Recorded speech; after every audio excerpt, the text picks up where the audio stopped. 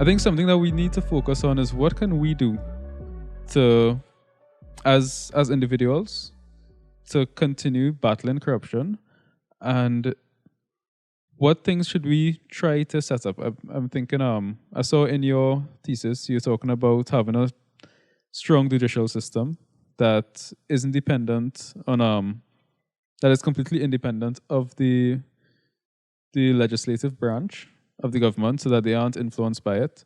What else could we do? Well, Halil, I'm really very grateful for your question, but I'm a bit confused on the term we, because there are many we's. For example, if we were to be teachers, one of the things that we have to teach school children to find corruption is this mechanism to listen to one another, to explain your neighbor's point of view, and to vote chronologically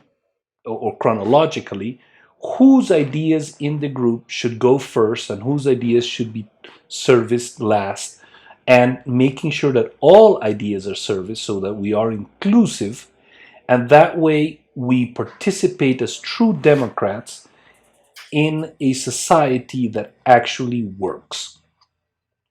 That's one set of we, because that would help us and teach us how to define, for example, the common well-being. Teachers can teach us that. Teachers can teach us also how the judicial system works, why do we have it, and who should have the burden of proof. Those things can also be taught in schools. Okay, so that's about sort of the teachings of what we can do if we were to be school children or if we were to be pedagogues. Fine. But in your question, you say, what should we do? Suppose we are businessmen. What should we do? Well, we should try and have oligopolies, and we should try and have self-regulation on oligopolies. So the leader of the oligopoly of the airline should sit with the leader of the oligopoly in the transport and fuel industry, who should be with the leader in the oligopoly in the transporting of food, who should sit down at the table and negotiate with the leader of the oligopoly in medicine, and with the leaders of the oligopoly in schools. So we should have oligopolies, because the best economy that you can have is economy with oligopolies, and we should have mechanisms to allow disruptors to come in. Both things should be guaranteed, and there should be a state institution of people who regulate effectively oligopolies, protect customers, and allow disruptors to come in. Right. So you'll need to focus on anti-monopoly laws and bodies.